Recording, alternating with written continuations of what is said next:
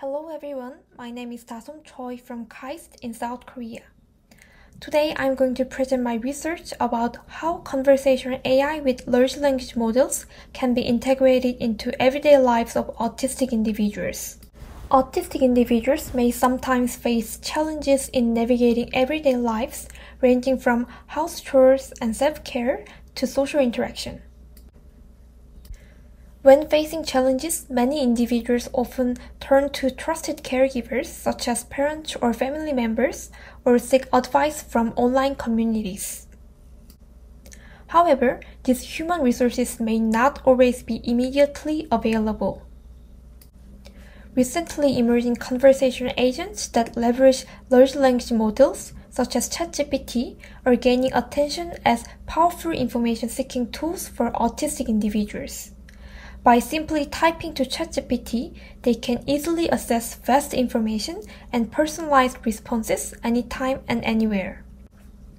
As a result, LLM-driven CA opens up new opportunities for autistic individuals to navigate everyday life independently. However, coping with daily activities through conversations with LLM might have negative impacts on autistic individuals. First, autistic users may struggle to evaluate the appropriateness of LLM's advice on social communication. Also, previous research has reported that LLMs portrayed people with disabilities as people needing help or wanting to be fixed. But given that LLM-driven CAs have rapidly become a part of our daily lives, it's impractical to simply restrict their use by autistic individuals due to potential negative impacts. Instead, proactive efforts are needed to augment the benefits and address the challenges posed by this technology to empower the autistic population. Therefore, in this study, we aim to explore the perceptions of autistic individuals toward LLM-driven CAs, and then characterize their expectations and challenges in using them as they navigate their everyday lives. With this goal, we conducted a series of focus group interviews and workshops with 14 autistic adults. All our participants were autistic adults in Korea interested in using ChatGPT.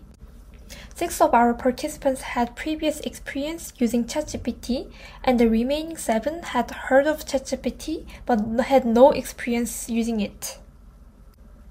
We conducted focus group interviews to capture participants' prior experiences and perceptions of LLM-driven CAs. The interview started with participants discussing their prior experiences with AI products. Researchers then introduced the basic concepts of AI and ChatGPT. The session ended with discussion about ChatGPT's potential impacts on their lives. After the group interviews, we conducted a workshop to capture the participants' expectations and challenges of using ChatGPT. First, participants documented their weekly plans in a given worksheet. Then, they selected a day they felt particularly worried about and detailed its events in a circular daily planner. And they noted challenges or significant issues next to each planned activity.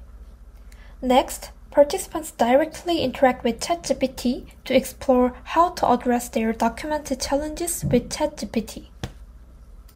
Based on these explorations, participants brainstormed possible ChatGPT conversation topics and wrote them down on post-it notes.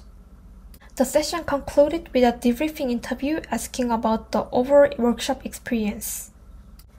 From the study, we identified the participants' perceptions of AI and ChatGPT, their expectations of ChatGPT in everyday context, and the challenges they face when interacting with ChatGPT.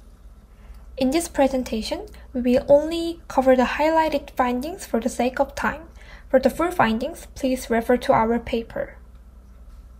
Through the workshop, participants ideated a total of 99 conversation topics with ChatGPT. We categorized these topics into 12 different categories, including health, personal grooming, hobbies, and small talk. Among them, the conversation topic that participants were most engaged with and excited about was social relationships and communication. Participants asked ChatGPT for advice on coping strategies in unfamiliar social situations or to interpret someone's intentions. For example, one participant pasted a chat message from a teacher.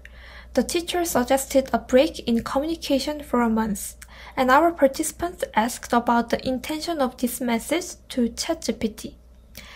After the conversation, he could understand the teacher's perspective and also developed strategies on what to improve before reconnecting after a month. Some participants shared questions about themselves with ChatGPT. They referred to ChatGPT answers as second opinions when reflecting on their own characteristics and forming a self-conception. For example, P9 questioned his fit for a current job as his boss told him that someone like him who has autism is better suited to other positions. For this question, ChatGPT clarified that it is incorrect to generalize that someone with autism is not suitable for certain tasks. And it also provided possible stressors for autistic individuals in the workplace. So P9 reassessed his work experiences and also realized that communicating with his boss was a major stressor, so he decided to ask for some changes. We could also observe that many participants sought emotional support from ChatGPT. Participants emphasized that ChatGPT seemed to make an effort to understand them without any biases. This made participants share their innermost thoughts and emotions. For example, P13 discussed his concerns about feeling inferior with ChatGPT, saying, I felt worthless and lagged behind. It feels like I'm threatened by myself. In response, ChatGPT offered comforting advice like, remember that your worth is not determined by the material things you have or do not have. After this chat, P13 mentioned that this is the first time I've received comfort instead of advice to correct myself. Using ChatGPT wasn't just about new opportunities. Participants encountered several challenges during their interactions. One such challenge was an excessive reliance on ChatGPT. The logical and persuasive responses from ChatGPT impressed the participants and led them to a high level of trust. This sometimes makes participants regard ChatGPT responses as an answer sheet. So they used the CA's recommendations as a standard to evaluate their behavior and even try to change their actions accordingly. Another challenge is about disclosing autistic characteristics to ChatGPT. Some participants detailed their physical and social backgrounds, including their autism-related characteristics, to get more personalized responses. However, most participants were scared to reveal their autistic identity to AI because they have faced discrimination at schools or workplaces after disclosing their autism.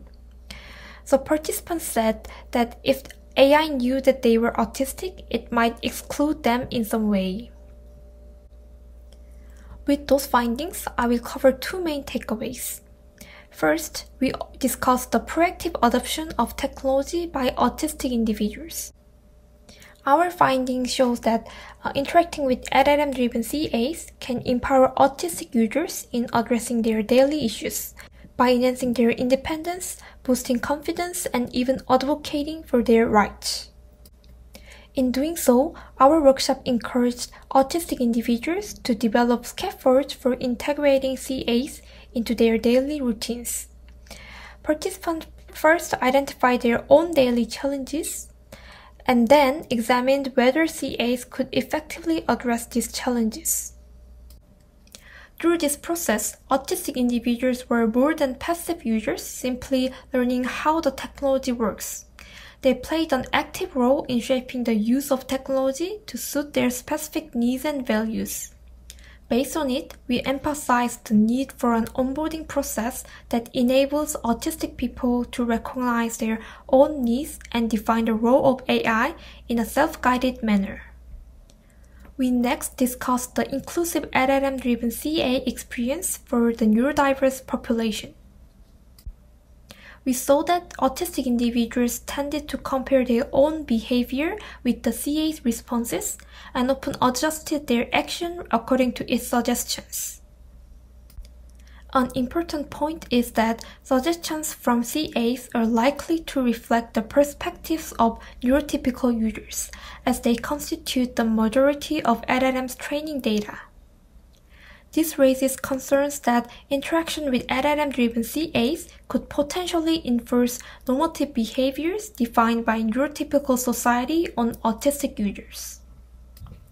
Therefore, developing an inclusive CA environment for neurodiverse users involves creating an accessible setting that allows them to articulate their unique needs and providing AI literacy education to empower them as a critical AI users. This is the end of my presentation, and thank you so much for listening. Please feel free to contact me if you have any questions about this work.